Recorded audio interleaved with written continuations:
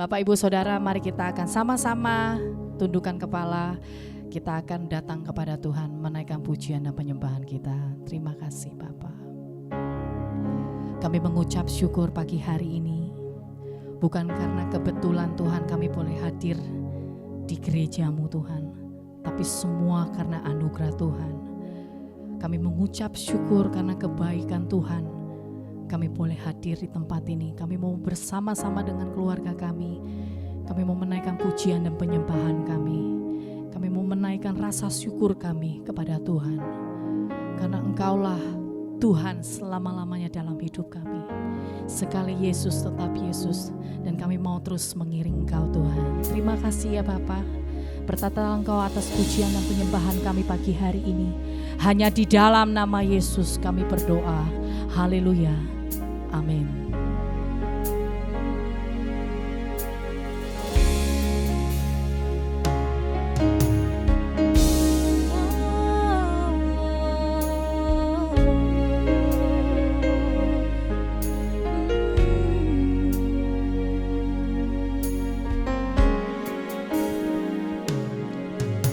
Dalam segala keadaan, waktu berlimpah maupun kurang, Katakan, tetap Yesus yang mempesona hatiku. Dia beri damai dan kesempatan baru. Di setiap musim kehidupan, waktuku kuat maupun lemah, katakan, tetap Yesus yang mempesona hatiku. Dia beri hidup dan kesempatan baru. Sekali Yesus, selamanya Yesus, harapanku takkan hilang. Karena kasih-Nya sekarang ku ada. Oh Yesusku, ku cinta Kau selamanya.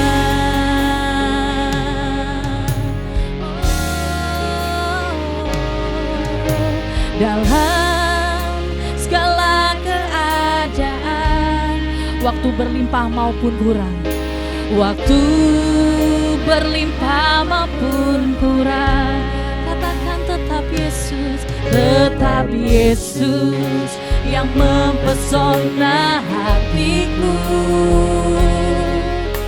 Dia beri damai dan kesempatan baru di setiap musim kehidupan. Waktuku kuat maupun lemah, tetap Yesus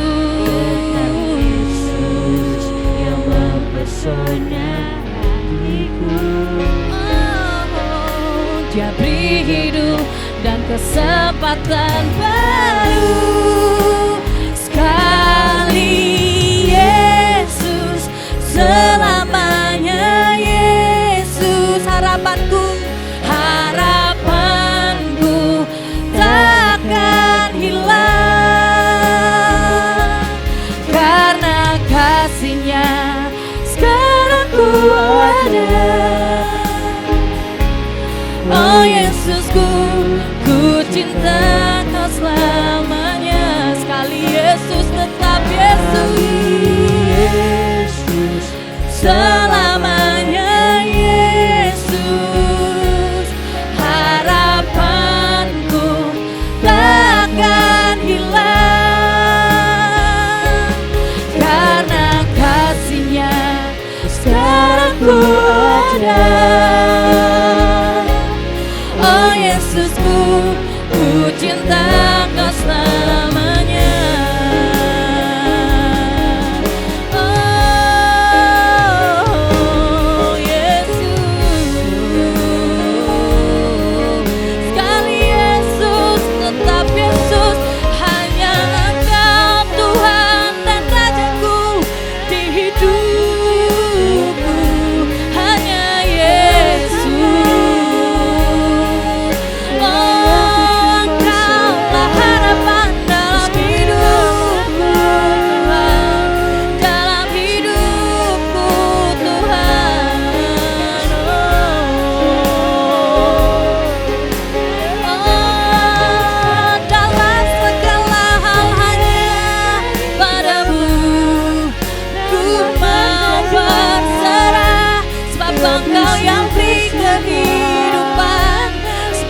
Engkau yang beri segalanya, yang terbaik bagiku hanya di dalam-Mu Yesus.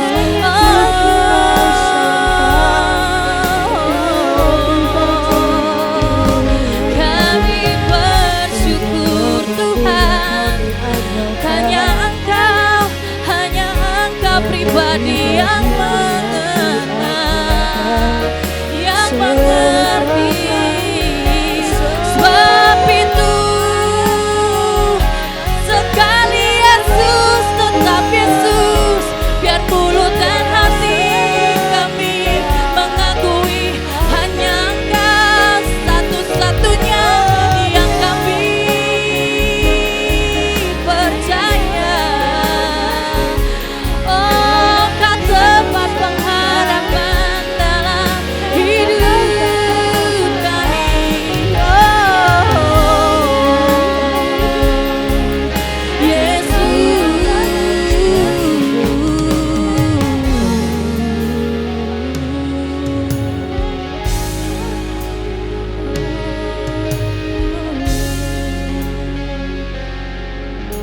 Dalam segala keadaan kami Tuhan,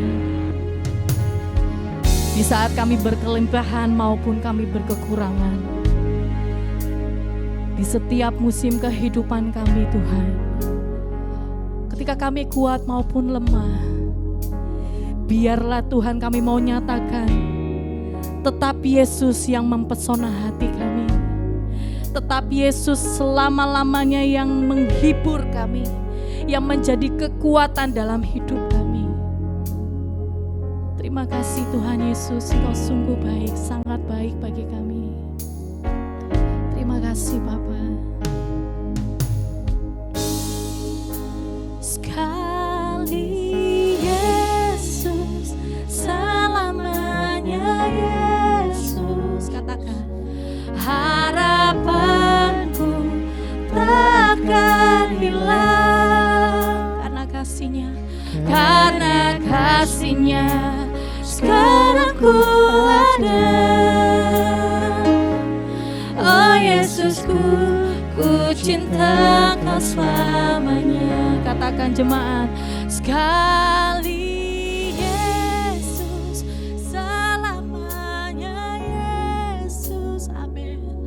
Harapanku takkan hilang karena kasih-Nya, karena kasih-Nya sekarang ku ada. Oh Yesusku, ku cinta Kau selamanya. Mari sama-sama nyatakan, sekali Yesus, selamanya Yesus. Harapanku takkan hilang karena kasih-Nya sekarang ku ada. Oh Yesusku, ku cinta Kau selamanya. Oh sekali Yesus, tetap Yesus, selamanya Yesus. Harapanku takkan hilang, karena kasih-Nya sekarang ku ada. Oh Yesusku, ku cinta Kau selamanya karena kasih-Nya, karena kasih-Nya sekarang ku ada. Oh Yesusku, ku cinta Kau selamanya karena kasih-Nya, karena kasih-Nya sekarang ku ada. Oh Yesusku, ku cinta Kau selamanya.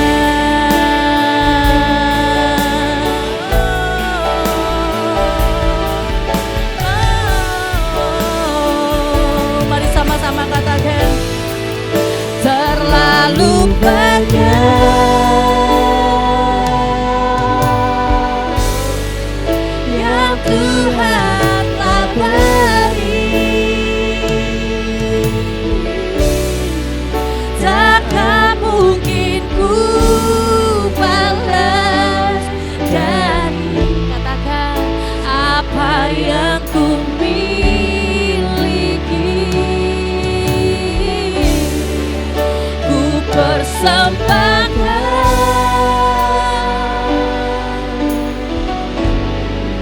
seluruh hidupku, biar ku tetap cinta, biar ku tetap setia untuk selama-lamanya. Katakan terlalu banyak, terlalu banyak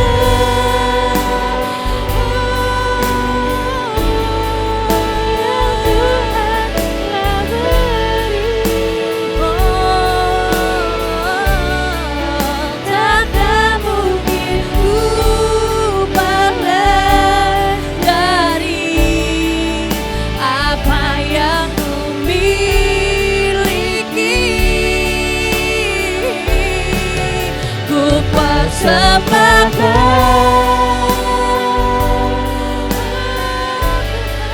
seluruh hidupku, biar ku tetap cinta, biar ku tetap setia untuk selama-lamanya. Terlalu banyak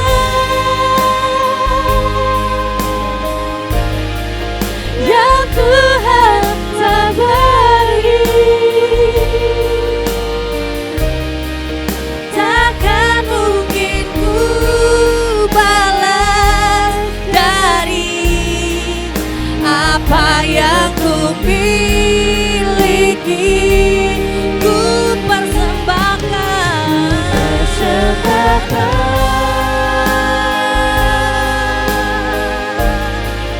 seluruh hidupku,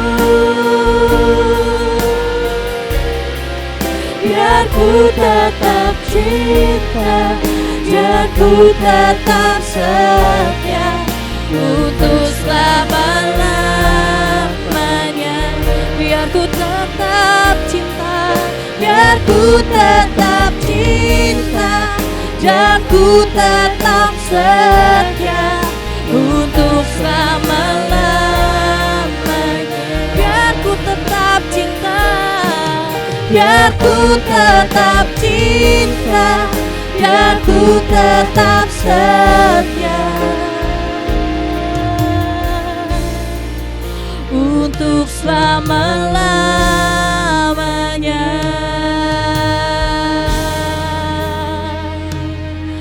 Terima kasih Tuhan, Engkau terlalu baik bagi kami. Sebab itu Tuhan, kami mau menari dan bersuka. Kami mau menceritakan kebaikan Tuhan. Kami mau bersyukur bagi Tuhan. Terima kasih ya Bapa, hanya di dalam nama Yesus. Haleluya. Amin. Bapak Ibu Saudara, saya undang bangkit berdiri. Sama-sama kita mau menyatakan di hadapan Tuhan. Sebab Yesuslah satu-satunya jalan kebenaran dan hidup. Haleluya. Mari sama-sama kita bertepuk tangan.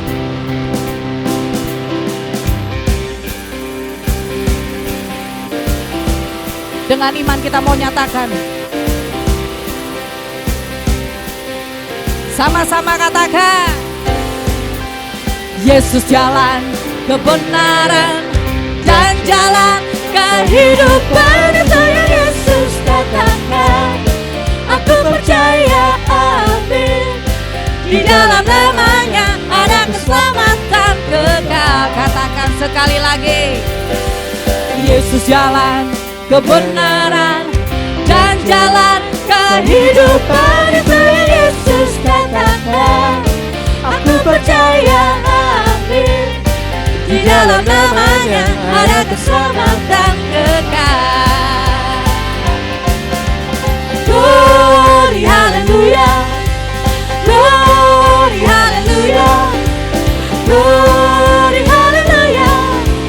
Glory, haleluya. Di dalam namanya ada keselamatan kekal. Sekali lagi katakan. Yesus jalan kebenaran dan jalan kehidupan. Itu yang Yesus katakan. Aku percaya, amin. Di dalam namanya ada keselamatan. Sekali lagi katakan Yesus jalan. Yesus jalan kebenaran, amin. Jalan kehidupan Itu yang Yesus katakan. Aku percaya, amin. Di dalam namanya ada keselamatan kekal. Mari sama-sama katakan, saudara katakan. Glory hallelujah, glory hallelujah, glory hallelujah, glory hallelujah. Di dalam namanya ada keselamatan kekal. Sekali lagi glory hallelujah, glory hallelujah, glory hallelujah, glory hallelujah, glory hallelujah. Di dalam namanya ada keselamatan kekal. Amin saudara. Sebab hanya di dalam nama Yesus ada keselamatan kekal. Amin saudara. Mari kita mau lebih lagi bersuka cita. Kita mau nyatakan bersama-sama di hadapan Tuhan. Jemaat sendiri katakan. Glory hallelujah, glory hallelujah. Angkat suara saudara.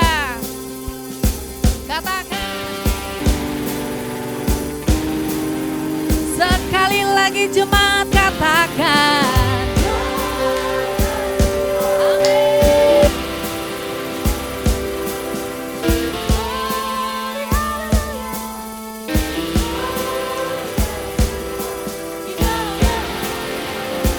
Mari sama-sama katakan glory hallelujah, glory hallelujah, glory hallelujah, glory hallelujah, glory hallelujah.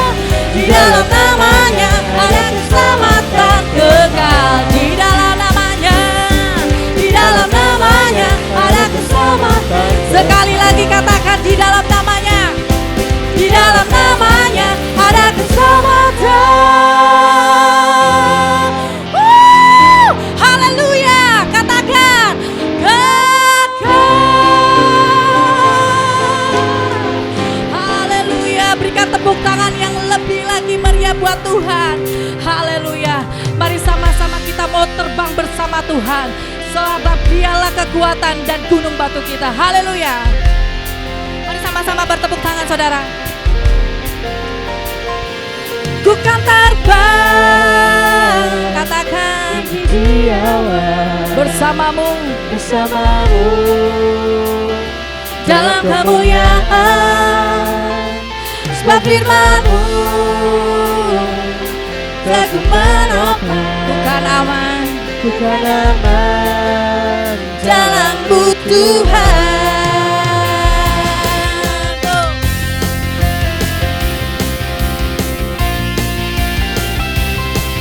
Sebab firman-Mu itulah Tuhan kekuatan dalam hidup kami. Sama-sama katakan. Firman-Mu Tuhan, pita bagi kakiku.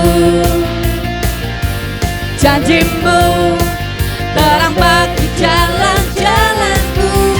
Kebenaran-Mu menuntunku setiap hari.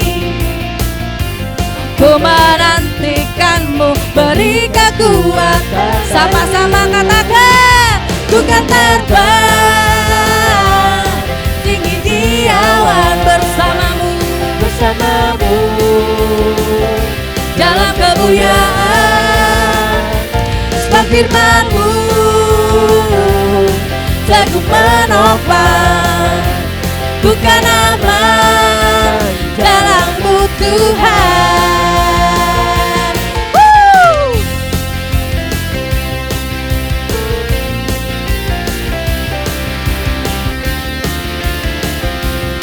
Sama-sama katakan firman-Mu Tuhan, firman-Mu Tuhan, pita bagi kakiku. Janji-Mu terang bagi jalan-jalanku. Kebenaran-Mu menuntunku setiap hari. Ku menantikan-Mu, menanti beri kekuatan. Sama-sama rentangkan tangan saudara, katakan, ku kan terbang tinggi di awan bersamamu dalam kemuliaan. Sebab firman-Mu Tuhan teguh menopang, bukan aman jalan-Mu Tuhan. Jalan-Mu di atas jalan-jalanku, jalan-Mu di atas jalan-jalanku, rancangan-Mu melebihi rancanganku. Amin. Firman-Mu sungguh telah membebaskanku, berjalan lebih tinggi, berjalan bersama-Mu. Mari jemaat katakan, ku kan terbang tinggi. Amin. Jalan-Mu, sebab firman-Mu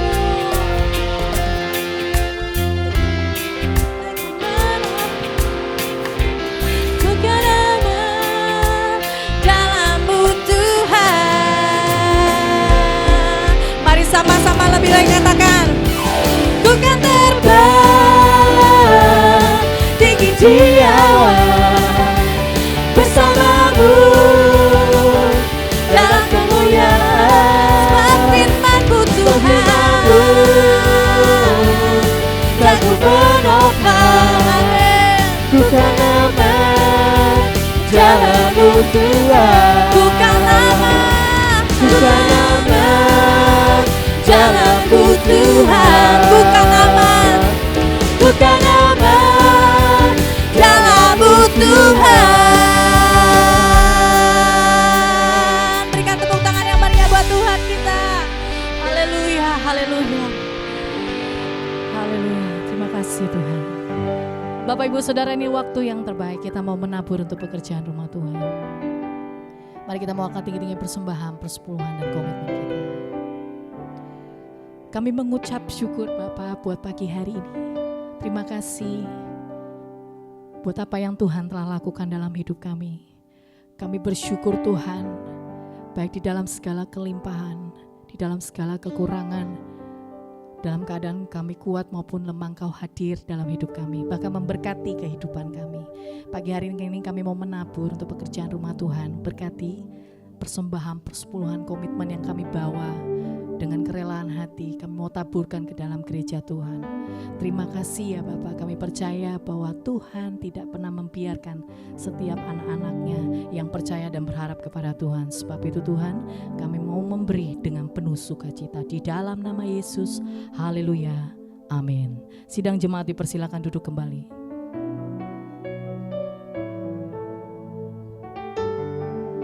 Kami meyakini bahwa firman-Mu yang berkata bahwa Tuhan beserta kami, itulah yang membuat kami kuat. Kami percaya Tuhan bahwa tangan-Mu selalu menopang kami, dan di setiap langkah kami percaya kepada-Mu. Terima kasih Yesus. Firman-Mu berkata Kau besertaku, maka kuat roh dan jiwaku. Tangan-Mu Tuhan selalu ku nantikan, di setiap langkahku percaya.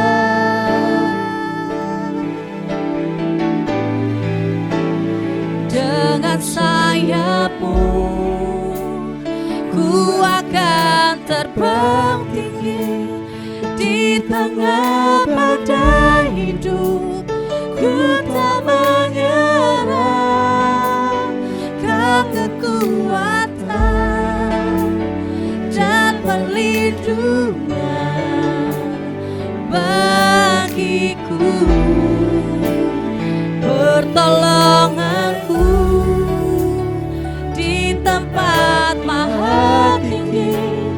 ku mengangkat tanganku, aku berserah, kau ku nantikan,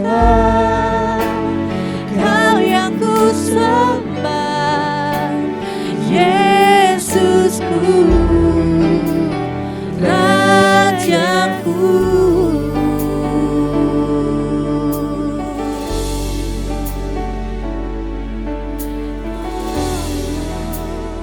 Katakan,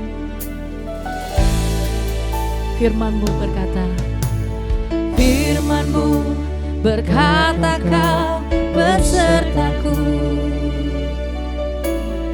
maka kuat roh dan jiwaku.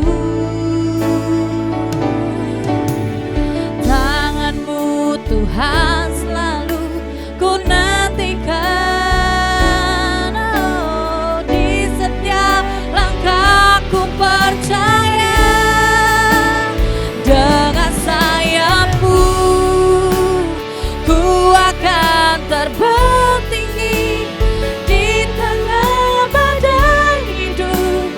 Ku tak menyerah, kau kekuatan dan perlindungan bagiku,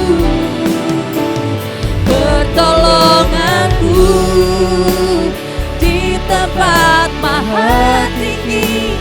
Ku mengangkat tanganku, aku berserah, kau ku nantikan, kau yang ku sembah, Yesusku, Rajaku.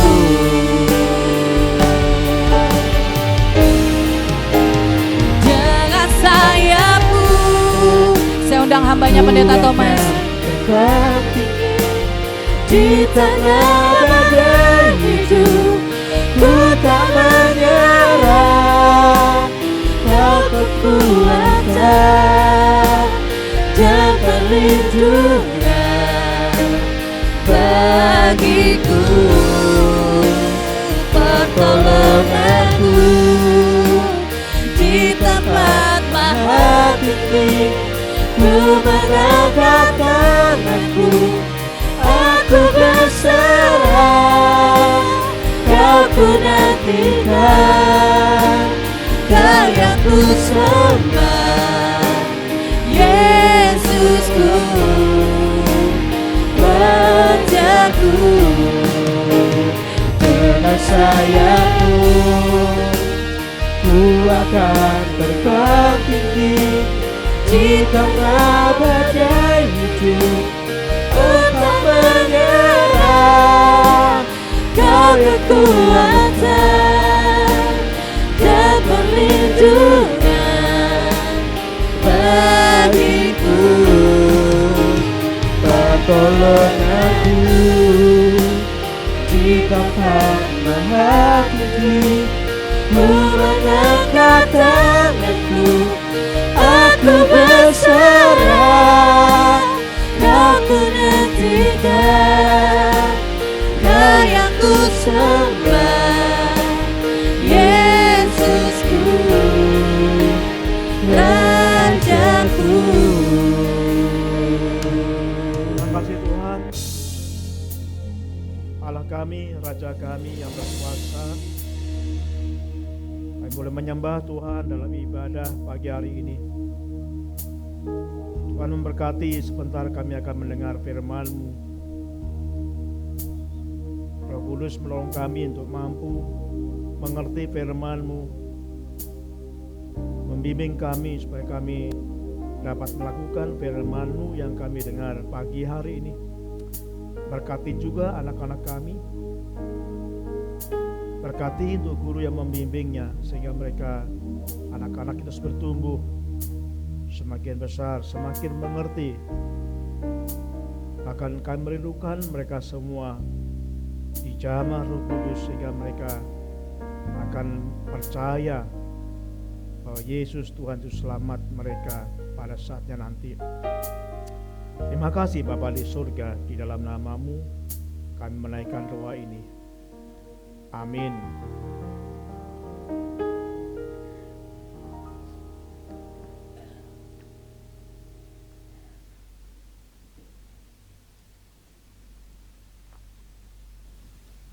Salam, selamat pagi Bapak Ibu, Saudaraku yang kasih Tuhan. Pagi ini pada bulan November tema kita adalah tentang Injil. Injil adalah kekuatan Allah. Kita akan membuka di dalam Roma pasal 1 ayat 16 sampai 17. Roma pasal 1 ayat 16 sampai 17. Demikian firman Tuhan. Sebab aku mempunyai keyakinan yang kokoh dalam Injil. Karena Injil adalah kekuatan Allah yang menyelamatkan setiap orang percaya. Pertama-tama orang Yahudi, tetapi juga orang Yunani. Sebab di dalamnya nyata kebenaran Allah yang bertolak dari iman dan memimpin kepada iman. Seperti ada tertulis, orang benar akan hidup oleh iman. Saudaraku, kalau kita membaca dari Injil dari Roma pasal 1 ayat yang ke-16 sampai 17 ini, di sini ada 3 yang harus kita pegang tentang Injil, yang harus kita pegang dengan kokoh supaya kita tidak diombang-ambingkan hidup kita. Saudaraku, pada saat kita melihat banjir melanda di mana-mana, kita akan melihat bahwa sesuatu benda atau barang yang tidak bisa kokoh berdiri itu akan diterjang banjir ya. Kita melihat pada saat terjadi, saat ini ada banjir di Spanyol dengan korban yang luar biasa banyaknya. Mobil-mobil hanyut terbawa derasnya tentang arus itu.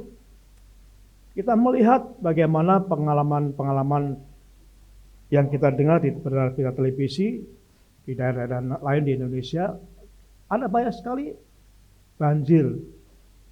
Mungkin kita perlu hati-hati dalam musim hujan ini supaya kita benar-benar mengantisipasi. Karena banjir itu luar biasa dahsyatnya. Jadi sesuatu yang tidak kokoh itu pasti akan hanyut diterjang badai banjir itu. Nah, dalam Roma pasal 1 ayat yang ke-9 ayat yang ke-16 sampai 17.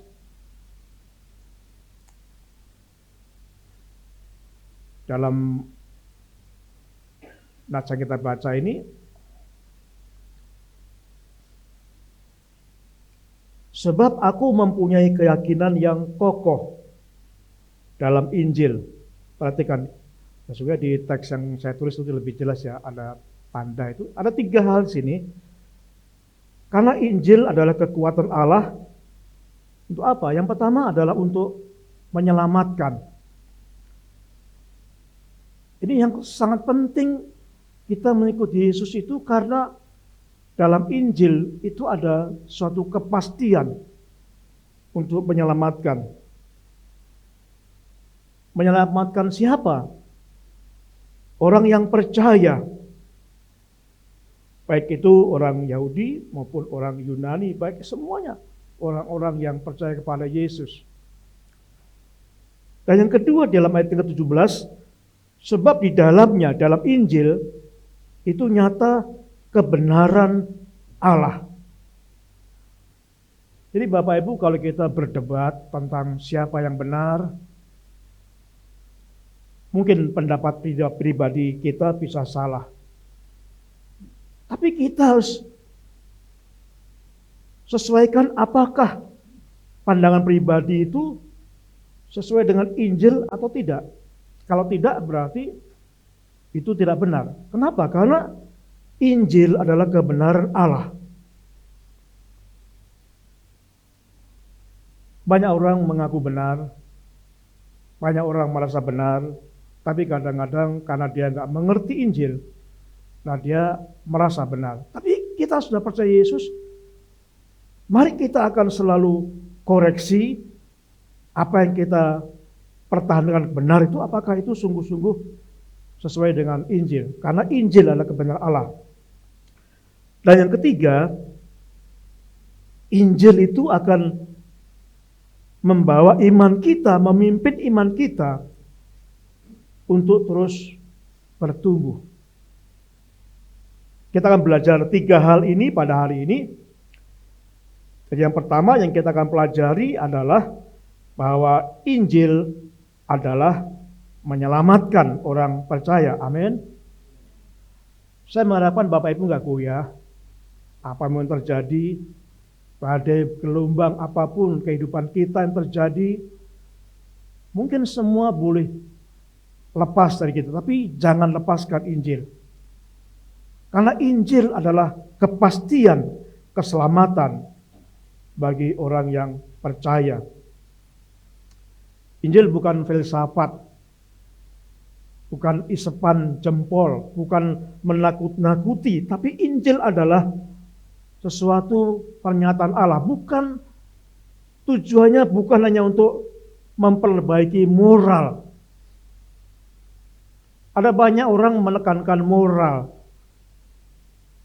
sehingga dengan fokus itulah kadang-kadang mengabaikan tentang kebenaran, mengabaikan iman.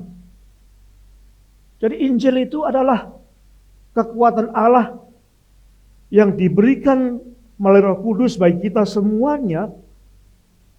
Dan yang terpenting, yang pertama itu adalah Injil itu kekuatan yang dapat menyelamatkan kita yang berdosa. Saudaraku, jadi Injil itu bukan agama. Ada banyak orang bangga dengan agama. Nah, saya akan menjelaskan tentang perbedaan agama dengan Injil ya. Yang pertama bahwa agama itu usaha manusia, inisiatif manusia untuk mencari Allah. Nah, sedangkan Injil itu kebalikannya. Injil itu inisiatifnya dari Allah untuk mencari manusia yang berdosa. Jadi harus kita renungkan, agama itu adalah usaha manusia, inisiatif manusia untuk mencari Tuhannya. Sedangkan Injil adalah kebalikannya. Injil merupakan inisiatif Allah untuk mencari manusia yang berdosa. Agama menekankan amal, perbuatan sebagai syarat yang diharapkan dapat menyelamatkan.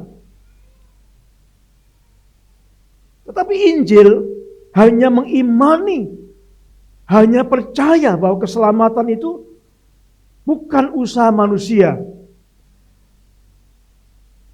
tetapi adalah anugerah Tuhan. Dalam Efesus pasal yang kedua ayat 8 sampai 10 dikatakan itu bukan usahamu,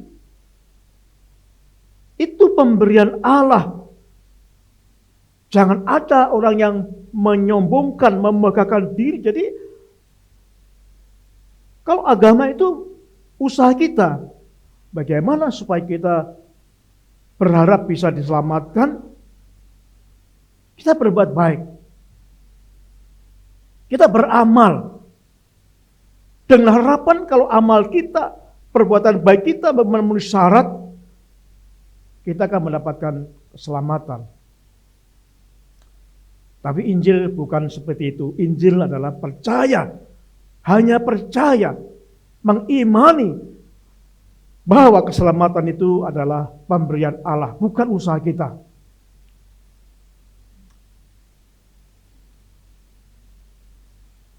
Yang berikutnya, agama itu berharap kemungkinan mudah-mudahan bisa selamat.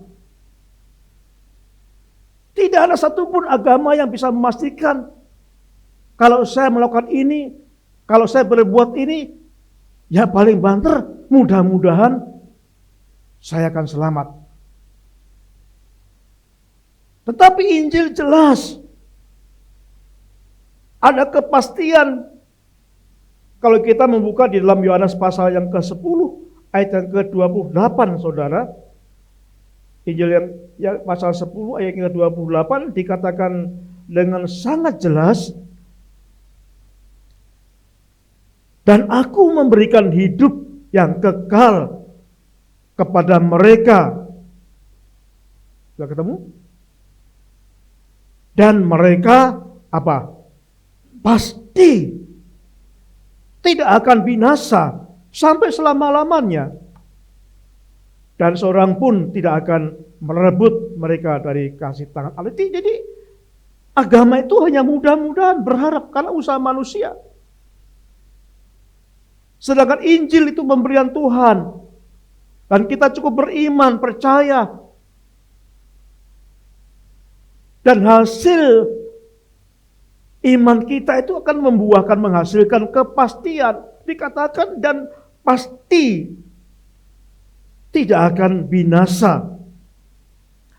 Jadi saudaraku, kalau kita bertahan sampai Tuhan memanggil kita, kita percaya Yesus, kita tidak akan dihukum di neraka. Amin. Amin. Kenapa? Karena yang berkata Tuhan sendiri, mereka pasti tidak akan binasa, tidak akan dihukum di neraka. Karena kita percaya bahwa Yesus satu-satunya itu. Dan yang keempat, perbedaannya adalah agama itu membuat kita bangga dengan apa yang kita lakukan. Bangga. Wah, saya bangga sudah beramal banyak seperti ini. Oh, saya bangga karena sudah mempersembahkan tanah untuk membangun tempat ibadah. Oh, saya bangga sudah memberikan santunan kepada sekian ribu orang. Ada kebanggaan. Agama membanggakan apa yang kita lakukan. Tapi Injil bangga tentang apa yang telah Yesus perbuat. Apa yang Yesus perbuat? Yesus mati di kayu salib. Menyelamatkan, mengampuni dosa kita. Dia naik ke surga. Dan seterusnya. Itu yang kita banggakan, saudaraku. Jadi bukan bangga dengan kita. Wah, saya bangga, saya sudah setia, saya sudah melayani Tuhan, saya sudah berbuat ini. Jangan dibanggakan. Itu agama. Kalau Bapak Ibu membanggakan apa yang kita lakukan, berarti Bapak Ibu percaya dengan roh agamawi itu membanggakan apa yang kita perbuat.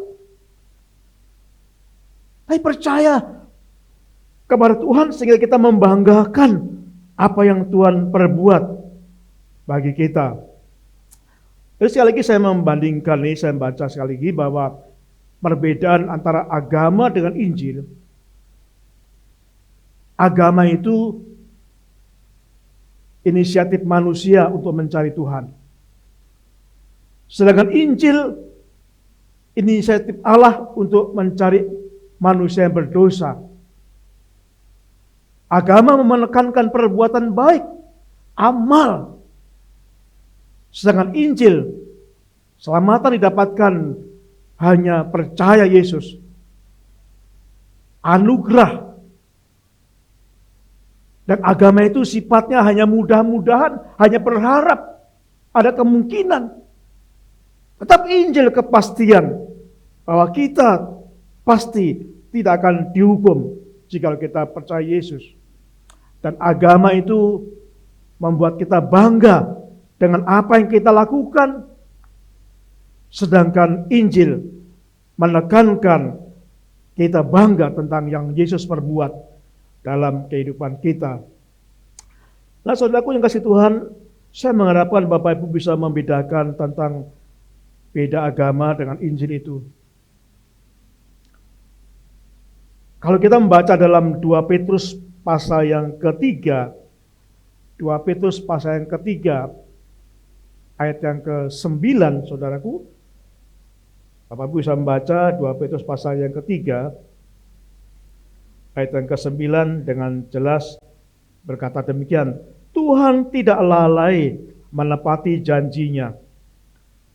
Sekalipun ada orang yang menganggapnya sebagai kelalaian, tetapi ia sadar, ia sabar terhadap kamu, karena ia menghendaki supaya jangan ada yang binasa, melainkan supaya semua orang berbalik dan bertobat. Tuhan mengasihi kita. Tuhan mengasihi kita semua, saudaraku. Itu sebabnya Tuhan mengharapkan supaya tidak ada orang yang binasa, supaya semua orang diselamatkan.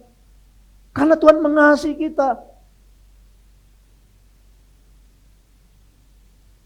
Tuhan mengasihi suami kita, istri kita, anak-anak kita, orang tua kita, kakak kita, adik kita. Tuhan ingin menyelamatkan keluarga kita semuanya. Dan kalau kita juga mengasihi keluarga kita, pasti kita akan berusaha bagaimana supaya keluarga kita yang belum percaya itu bisa mengenal Yesus, bisa percaya Yesus. Karena satu-satunya keselamatan itu hanyalah melalui iman kepada Yesus. Saudaraku, saya percaya seandainya ada cara lain untuk keselamatan, bukan hanya dengan cara Yesus, saya percaya Yesus gak akan perlu mati di kayu salib. Kematian di kayu salib itu menderita sekali, saudaraku. Kalau ada cara lain supaya diselamatkan, saya percaya Tuhan tidak menggunakan kematian Yesus kayu salib. Karena tidak ada cara lain, satu-satunya cara untuk menyelamatkan kita melalui kematian Yesus di kayu salib. Dan itu semuanya dilakukan untuk semua orang, supaya semua orang percaya Yesus. Jadi Bapak Ibu, kita renungkan, mungkin ada di antara saudara yang punya suami yang belum percaya Yesus. Jangan senang. Mari menangis. Mari bersedih, karena pasti orang yang gak percaya Yesus itu pasti akan di neraka. Jangan menghibur diri. Mari menangis kepada saudara kita yang belum percaya Yesus sampai saat ini. Jangan bangga dengan prestasi-prestasi yang mereka dapatkan. Saya bersyukur dulu kami itu berdelapan, saudaraku. Dulu ada 4 kakak adik saya yang belum percaya Yesus. Ya, waktu bapak saya masih ada, semuanya ke gereja. Tapi setelah bapak saya meninggal, mereka menikah dengan pasangan yang tidak seiman, ya mereka ikut suaminya. Kakak saya itu semua perempuan, jadi saya ngomong suaminya. Kakak saya yang kedua menikah dengan yang tidak seiman, mengikut suaminya. Kakak saya yang keempat menikah dengan yang gak seiman, mengikut agama suaminya. Kakak saya yang ketujuh, adik saya yang ketujuh, mengikut agama suaminya, dan mereka meninggalkan Tuhan.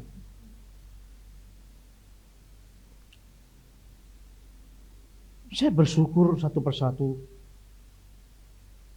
mereka percaya Yesus kembali. Tinggal satu yang belum percaya Yesus. Itu menjadi pergumulan kami.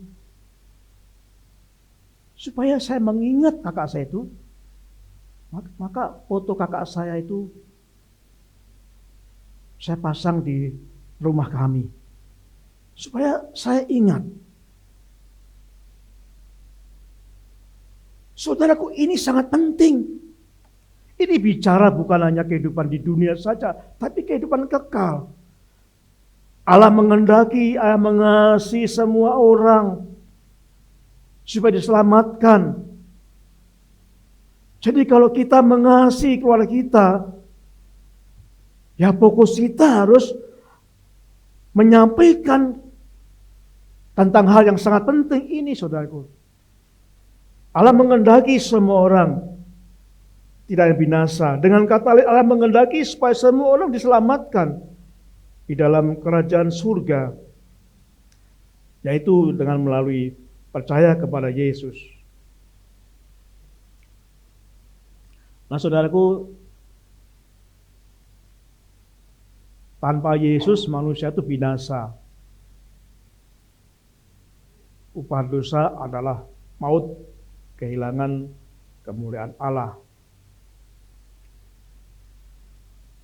Neraka itu sungguh ada, saudara. Dan ini hanya gambar.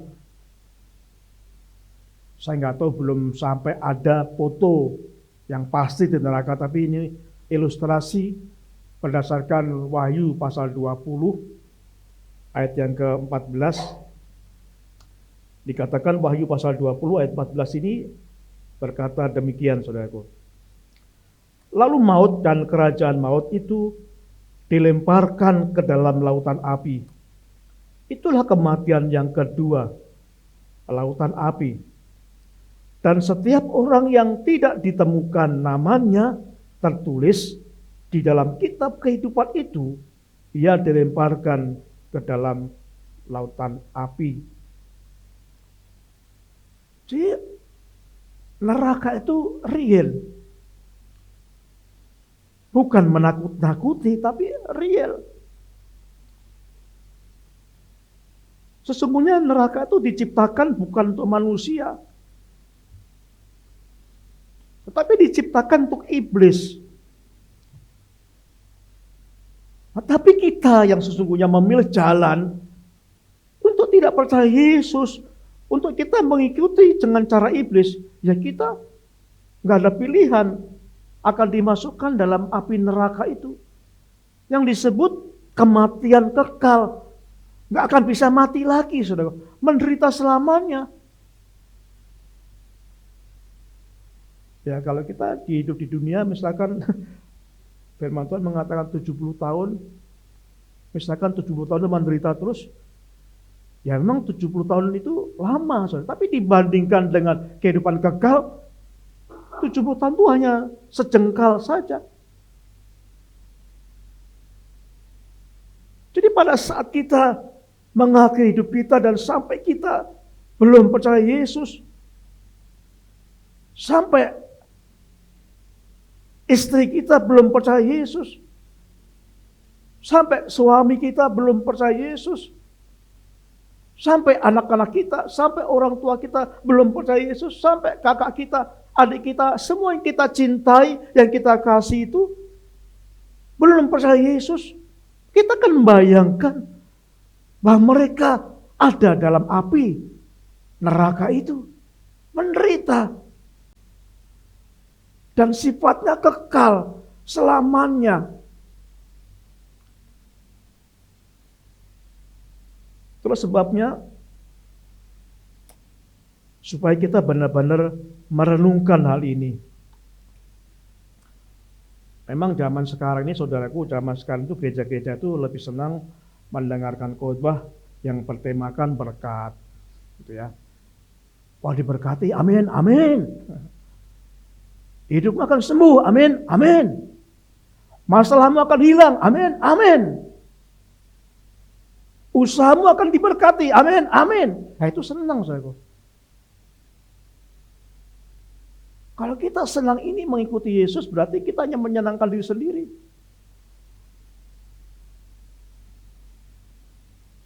Dan firman Tuhan dengan tema berkat ini paling laris. Di YouTube banyak sekali yang menyukai tema-tema berkat, tema kesembuhan, tema sukses. Tapi jarang yang senang dengan perintah amanat agung, jadikanlah semua bangsa muridku. Ini dikasih Yesus label, bukan perintah tapi amanat agung. Yang utama yang Tuhan berikan pada kita. Dan banyak orang, termasuk orang Kristen, nggak suka memberitakan Injil. Termasuk nggak suka memberitakan Injil kepada suami kita, istri kita, anak kita. Takut hubungannya menjadi renggang. Ya, itu resiko, saudaraku. Ada banyak orang nggak enak, Pak. Nanti kalau saya memberitahukan, pasti dia kecewa, dia marah, dia ngambek. Itu resiko, saudaraku. Sehingga banyak orang memilih diam. Tidak mau menyampaikan, walaupun tahu itu saudara kamu yang kamu kasih. Tetapi kalau kita nggak memberitakan Injil, mereka akan binasa. Ya karena kita merasa nggak enak, ya udah. Nah, saudaraku yang kasih Tuhan, saya mau sampaikan kepada saudara bahwa pada waktu kita sekolah atau ada anak-anak SD yang sekolah itu atau ada SMP atau apapun, pada waktu sekolah itu sering gurunya itu memberikan PR ya, pekerjaan rumah kepada anak-anak yang SD ya, diberi pekerjaan rumah supaya apa? Dikerjakan PR-nya itu dan besoknya diperiksa guru ya. Tapi anak-anak kadang-kadang juga nggak suka mengerjakan PR. Mungkin sudah lelah, sukanya PS, PlayStation, sukanya game, sukanya main-main. Nah, sama saja. Kadang-kadang kita itu nggak suka memberitakan Injil, walaupun menyampaikan kepada keluarga terdekat kita yang kita kasihi. Biarlah ini akan membuka pikiran kita semuanya, termasuk saya. Kalau Bapak Ibu masih ada keluarga yang belum percaya Yesus, mari berkumpul, mari menangis di hadapan Tuhan. Supaya mereka semua diselamatkan. Dan yang pertama, kekuatan Injil Kristus adalah untuk menyelamatkan. Dan yang kedua, kita akan belajar di sini. Sebelum kita melanjutkan gitu, dikatakan bahwa Injil itu juga mengubah hidup manusia. Saya percaya Bapak Ibu dan juga saya dulunya bukan seperti ini ya. Sekarang mungkin baik ya. Sekarang mungkin baik. Karena bertumbuh selamanya Yesus, bertumbuh ada perubahan. Tapi mungkin Bapak Ibu juga saya brengsek dulunya. Suka marah, kasar, suka maki-maki, dan lain sebagainya. Terus sebabnya bahwa Injil itu bisa mengubah kehidupan manusia. Kita lihat Saulus itu orang yang sangat jahat, menganiaya pengikut Kristus, membantai pengikut Yesus. Tapi setelah berubah karena Injil Kristus, sekarang menjadi Rasul Paulus yang dengan dahsyat memberitakan Injil, menjadi penulis dalam kitab Perjanjian Baru terbesar. Jadi ada perubahan yang sangat radikal. Dulu Saulus menganiaya jemaat Kristus, karena Injil diubah menjadi Paulus, menjadi Rasul yang luar biasa, melayani Tuhan, mengikut Yesus luar biasa. Saya percaya kalau Bapak Ibu kita semuanya melakukan Injil itu, bukan sekedar beragama ya, harus bedakan. Kalau kita sungguh-sungguh hidup dalam Injil, pasti hidup kita akan diubahkan. Semakin baik.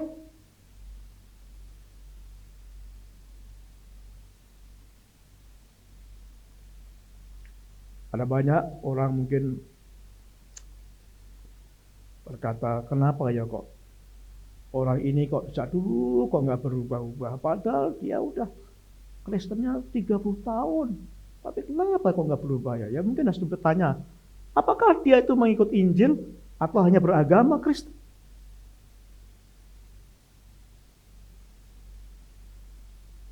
Injil bukannya mengubah pribadi kita, tapi Injil juga mengubah suatu bangsa, saudaraku. Satu contoh itu negara Korea itu terpisah itu ya. Jadi Korea Utara dan Korea Selatan kondisinya sangat berbeda. Korea Utara itu sering konflik, permusuhan, sering ada masalah-masalah dan sebagainya. Sedangkan Korea Selatan itu bertumbuh luar biasa. Data yang saya dapatkan, Korea Utara itu mayoritasnya ateis, nggak percaya Tuhan. Alkitab nggak boleh masuk di Korea Utara. Itu 65% mereka ateis. 16% okultisme, penyembahan berhala, perdukunan. Buddha 5%. Kristen kurang 1%, tapi Kristen dianiaya. Injil nggak boleh masuk. Kita bandingkan dengan Korea Selatan. Sekarang data yang saya dapatkan, kekristenan itu 30% penduduk Korea Selatan itu adalah Kristen. Ada doa kemana-mana, di kantor-kantor, bahkan di mall, mereka berdoa. Bahkan di pasar, mereka bisa berdoa, ada berdoa kemana-mana. 5 gereja terbesar dunia berada di Korea Selatan. Salah satunya gereja Pendeta Paul Yonggi Cho itu. Dan secara ekonomi Korea Selatan bertumbuh pesat. Sekarang menjadi perekonomian terbesar ke-11 dunia. Bapak Ibu, kalau kita berdoa supaya sungguh-sungguh Injil boleh bebas diberitakan di Indonesia. Kita berdoa supaya di mana-mana kita bisa berdoa, di kantor-kantor bisa berdoa. Ketemu kita bisa berdoa. Saya percaya kalau Indonesia terbuka untuk Injil, saya percaya Indonesia akan diubahkan. Saya percaya yang dicanangkan pemerintah pada tahun 2045 itu bisa tercapai. Indonesia emas bisa tercapai. Jikalau Injil diberi kebebasan bekerja, Injil diberi kebebasan diberitakan kemana-mana, saya percaya ini terjadi. Karena kekuatan Injil begitu dahsyat. Ia mengubah pribadi dan juga bisa mengubah suatu bangsa. Masalahku yang kedua yang kita akan pelajari adalah Injil itu menyatakan kebenaran Allah. Di dalam, kalau kita membaca di dalam kitab Roma tadi pasal yang ke-1 ayat 17 bagian A dikatakan, sebab di dalamnya nyata kebenaran Allah. Injil itu kebenaran Allah.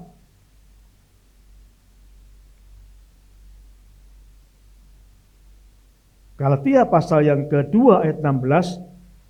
Kalau kita membuka dalam Galatia pasal 2:16, kamu tahu bahwa tidak seorang pun yang dibenarkan oleh karena melakukan hukum Taurat,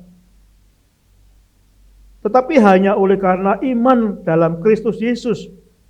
Sebab itu kami pun telah percaya kepada Kristus Yesus, supaya kami dibenarkan oleh karena iman dalam Kristus, bukan oleh karena melakukan hukum Taurat. Sebab tidak ada seorang pun yang dibenarkan oleh karena melakukan hukum Taurat. Amin. Tidak ada seorang pun yang dibenarkan karena melakukan hukum agama. Tidak bisa. Kebenaran itu hanya bisa dilakukan, hanya terjadi jikalau kita melakukan, kita percaya Yesus, kita dibenarkan. Sehingga kita bisa menjadi orang benar. Kita dibenarkan karena kita percaya Yesus. Di dalam Kristus, kalau kita membaca dalam Roma pasal yang pertama, ayat yang ke-8, saudaraku. Demikianlah sekarang tidak ada penghukuman bagi mereka yang ada di dalam Kristus. Tidak ada penghukuman. Kenapa? Karena kita dibenarkan dalam Kristus, sehingga tidak turut dihukum.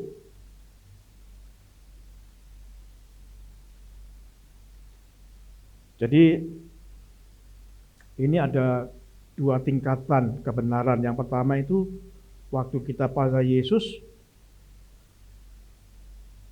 status kita menjadi orang benar, statusnya. Status kita menjadi orang benar.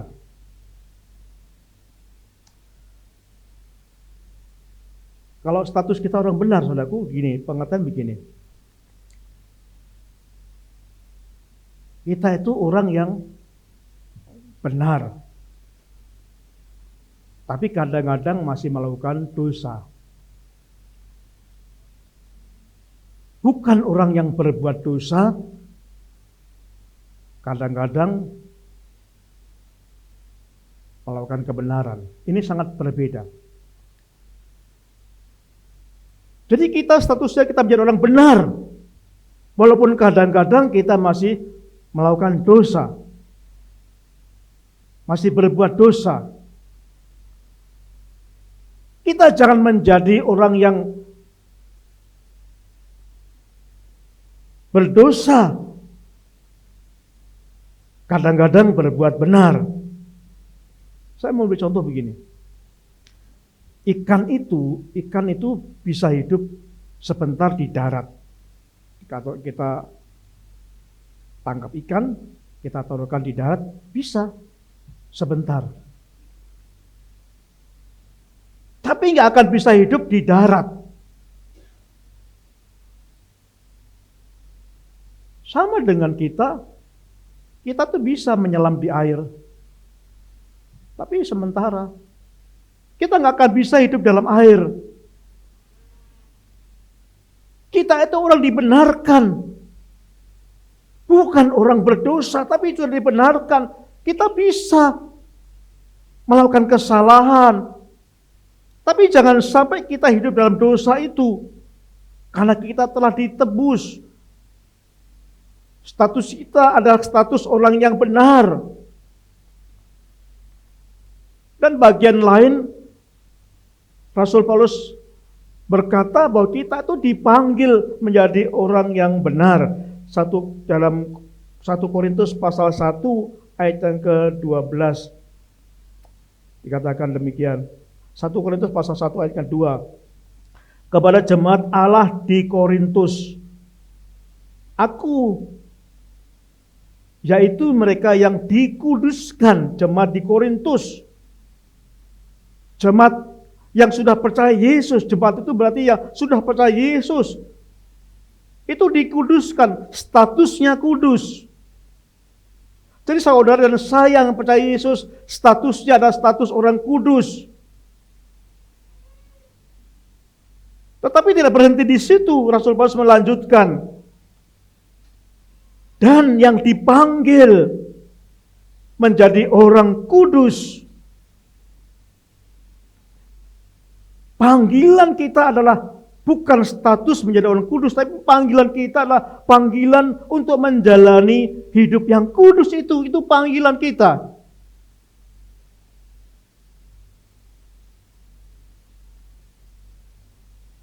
Saat kita percaya Yesus, status kita adalah orang yang kudus. Tapi Tuhan memanggil kita adalah orang yang hidup dalam kekudusan, itu panggilan kita.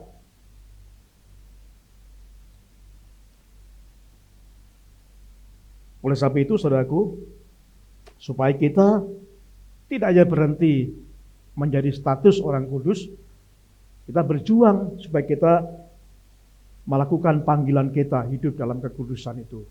Bagaimana caranya? Mari kita akan taat pada Roh Kudus. Pimpinan Roh Kudus itu memampukan kita.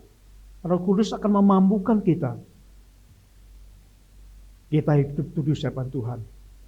Kalau dengan kekuatan kita sendiri nggak mungkin bisa. Diperlukan hidup dalam kekudusan itu bersama Roh Kudus. Roh Kudus akan mengalir, akan mengubah kita, memotivasi kita, menuntun kita, supaya kita sedikit demi sedikit berubah.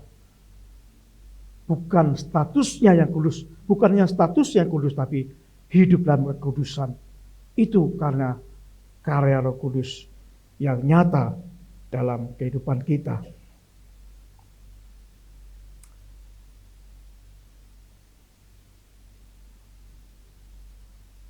Dikatakan dalam Galatia pasal 5 ayat 16, maksudku ialah hiduplah Roh Kudus, maka kamu tidak akan menuruti keinginan daging. Kita akan bisa diubahkan panggilan kita hidup kudus jika kita mematikan kedagingan kita, mematikan ego kita, mematikan keinginan kita, diganti dengan keinginan Tuhan. Mengendalikan amarah kita, mengendalikan keegoisan kita. Itu peran Roh Kudus.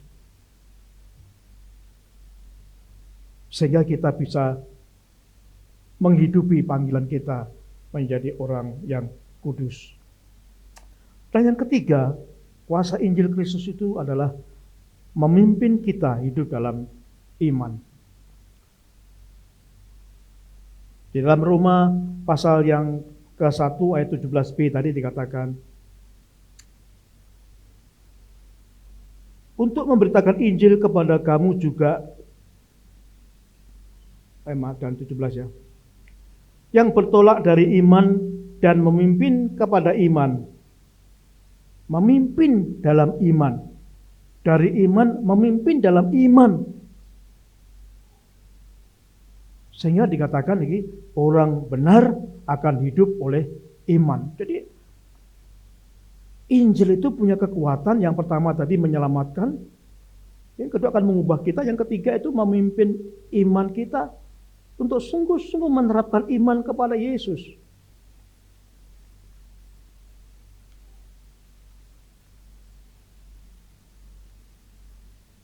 Nah, saudaraku yang kasih Tuhan, Injil itu berpusat pada Kristus, bukan pada manusia. Agama tadi berpusat pada manusia, tapi Injil itu berpusat pada Kristus. Inisiatifnya Kristus.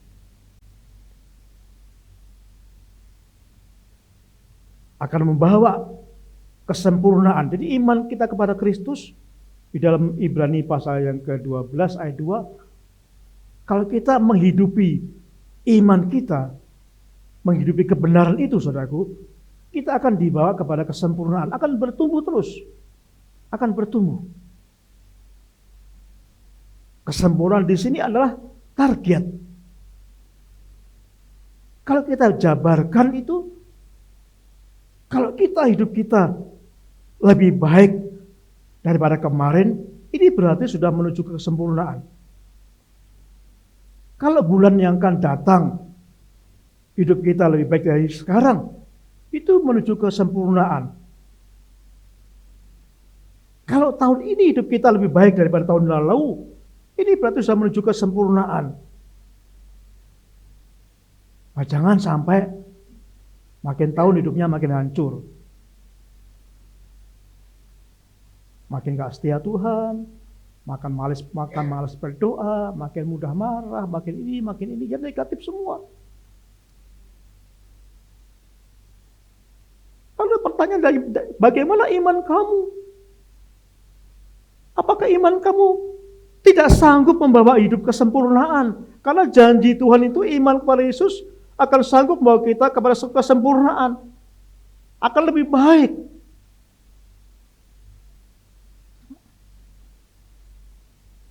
Tanpa iman, saudaraku, tidak mungkin berkenan kepada Allah. Di dalam Ibrani pasal yang 11 ayat 6, nggak akan berkenan pada Allah tanpa iman. Dan iman itu timbul awalnya mendengar firman Tuhan. Jadi kalau kita nggak pernah membaca firman Tuhan, iman kita nggak akan tumbuh. Kalau dari pagi, saya pagi lagi, pikiran kita diisikan berita-berita televisi, ya mana mungkin iman kita bertumbuh. Kita isi juga dengan firman Tuhan. Karena iman itu timbul, diawali karena mendengar firman. Nah, dengan iman inilah kita akan mengalahkan dunia. mengalahkan berbagai permasalahan yang ada di kehidupan kita, akan mengalahkan semua persoalan yang ada. Itu kekuatannya adalah iman kita. Seberapa iman kita, sebesar itulah kemampuan kita mengalahkan masalah yang ada. Nah, jadi kesimpulannya yang kita lakukan saat ini adalah Injil itu berkuasa. Kuasa Injil itu ada 3 hal. Karena kuasa Injil, hidup kita diselamatkan.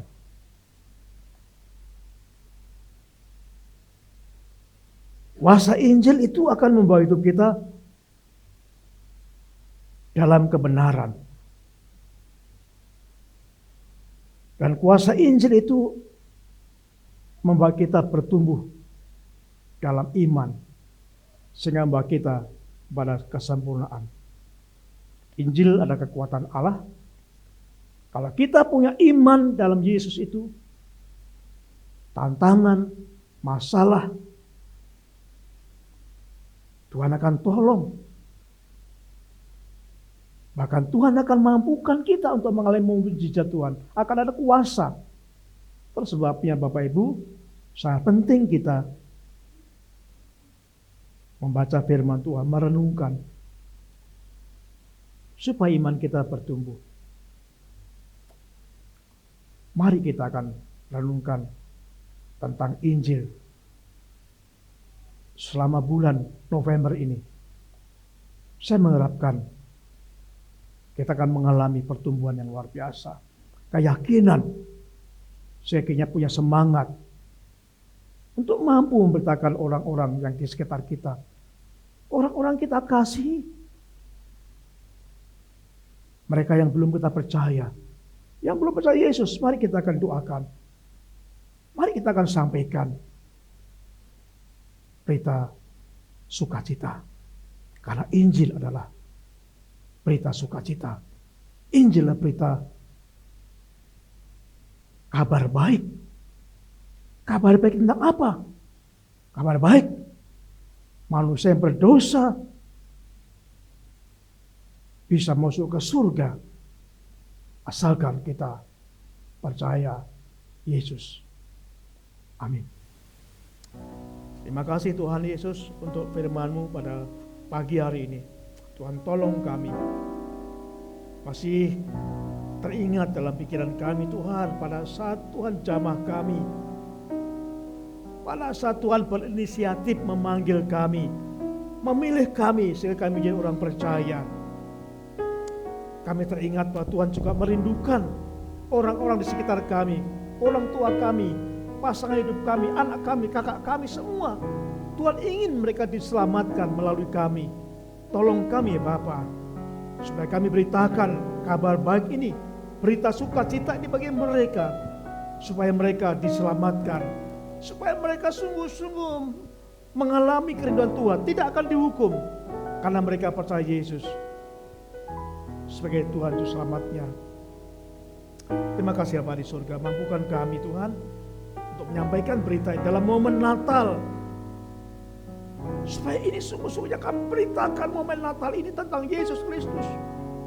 Bukan kehebatan gereja, bukan kebesaran gereja yang kita perbuat, tapi Yesus Kristus yang kita perhatikan, yang kita sampaikan kepada orang-orang dalam momen Natal ini.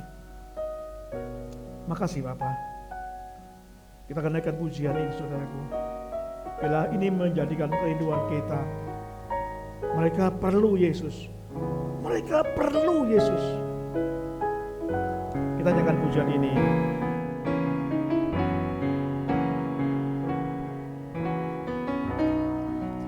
Mari ku temukan mereka yang terhilang, hidup yang tak menentu, arah tujuan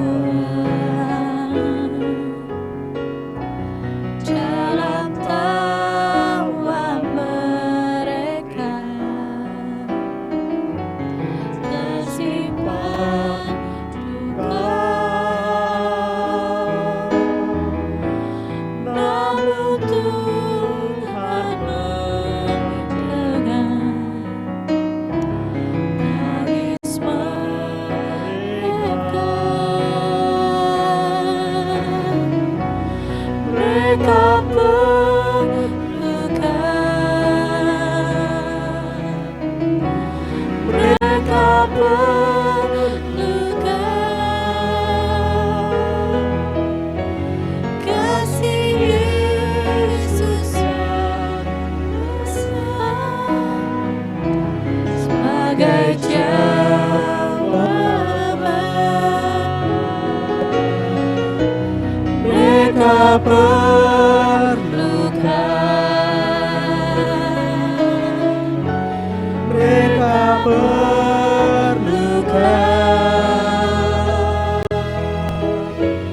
Tidakkah kau sadari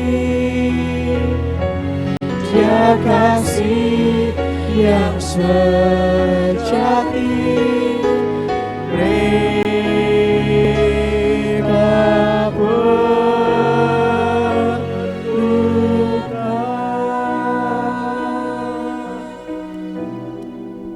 Saudara bayangkan,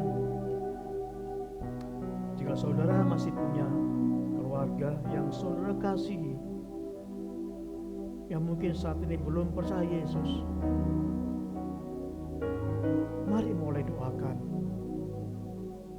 Serahkan kepada Tuhan, supaya Roh Kudus menjamah. Ini hanya benar-benar karena kuasa Roh Kudus, bukan kemampuan kita. Kita perlu doakan secara intens. Kita perlu supaya ada kesempatan saudara berbicara kepada mereka, orang-orang yang saudara kasihi. Karena jikalau mereka sampai akhirnya belum percaya Yesus, akan meninggal.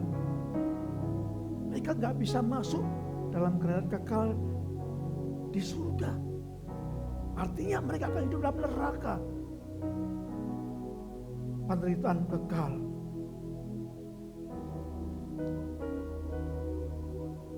Kita tanyakan pujian ini, saudara. Aku juga sekali lagi.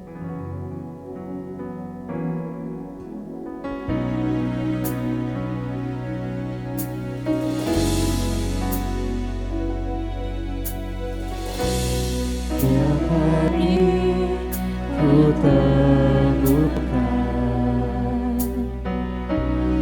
mereka yang ternilai, hidup yang tak menentu arah tujuan dalam tawa mereka tersimpan duka mengutuhkan terdengar tangis mereka.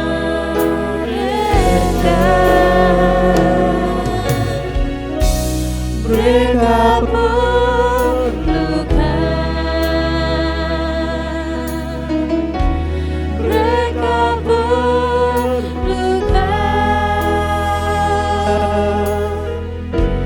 kasih Yesus yang besar sebagai jawaban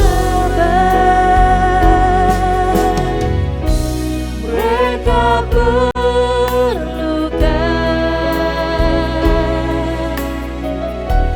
Mereka perlukan. Tidakkah kau sadari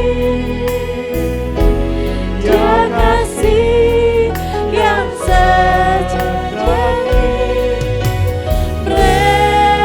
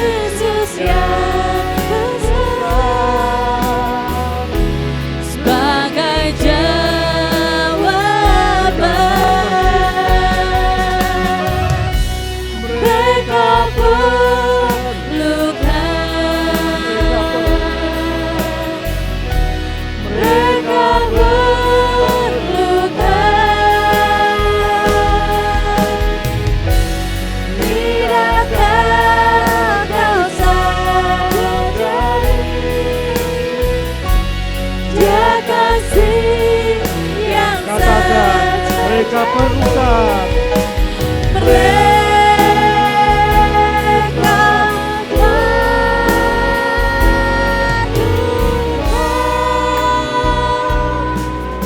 Makasih Tuhan, berani mendikai semangat kami Bapa. Kami teringat saudara kami yang kami kasihi, yang sampai saat ini belum mengenal Tuhan, belum percaya Yesus. Bila ini menjadi beban kami ya Bapa, menjadi tangisan kami sebagai orang yang sangat mengasihi mereka. Makasih Bapa. Kami berdoa supaya ini benar-benar dalam momen menjelang Natal, biar Injil Kristus diberitakan di seluruh bangsa kami. Karena kalau bangsa kami mendengar Injil, Injil diberitakan di mana-mana, janji Tuhan, bangsa kami akan mengalami perubahan yang luar biasa. Mengalami perubahan radikal. Ya sungguh-sungguh kami rindu bangsa kami dimenangkan oleh Injil ini. Dan berdoa Bapa, Kau memberkati presiden kami yang baru dan wakil presiden yang baru, Bapak Prabowo dan Bapak Gibran, supaya ada kebijakan, tidak ada lagi pelarangan-pelarangan untuk kami beribadah di rumah-rumah, untuk kami berdoa di mana-mana, supaya Injil-Mu disiarkan, nama-Mu dipermuliakan, supaya bangsa kami menjadi bangsa yang maju, yang bertumbuh. Kebenaran dinyatakan di negara kami. Ini kerinduan kami ya Bapa. Terima kasih Tuhan Yesus. Kami berdoa untuk pilkada, pemilihan kepala daerah serentak. Kami merindukan supaya setiap kepala daerah yang memberi kebebasan, Injil diberitakan. Tuhan berikan kesempatan mereka untuk memimpin daerah kami masing-masing. Supaya di daerah itu pun juga ada kesempatan Injil diberitakan. Supaya daerah itu juga mengalami kemajuan, perubahan yang luar biasa. Karena janji Tuhan, jika Injil diberitakan, orang akan diubahkan. Jikalau Injil diberitakan di suatu bangsa, bangsa itu akan diubahkan. Ini kerinduan kami ya Bapa. Terima kasih Tuhan Yesus. Kami berdoa berkati panitia Natal di gerejamu ini Bapa, supaya juga fokus di dalam pemberitaan Injil, bukan yang lain. Supaya kami mempunyai program Natal, bagaimana Injil diberitakan, diwartakan, sehingga di sekitar kami akan mengalami perubahan-perubahan. Di mana karena Injil diberitakan, di situ ada perubahan yang nampak dalam kehidupan kami. Terima kasih Tuhan Yesus. Makasih Bapa di surga. Saudaraku yang kasih Tuhan, kita akan mengakhiri ibadah kita pada pagi hari ini. Kita akan berdiri bersama-sama. Kiranya kasih karunia Tuhan Yesus Kristus dan kasih Allah dan persekutuan Roh Kudus menyertai kamu sekalian. Terpujilah Tuhan, Allah kami yang hidup kekal selama-lamanya. Amin.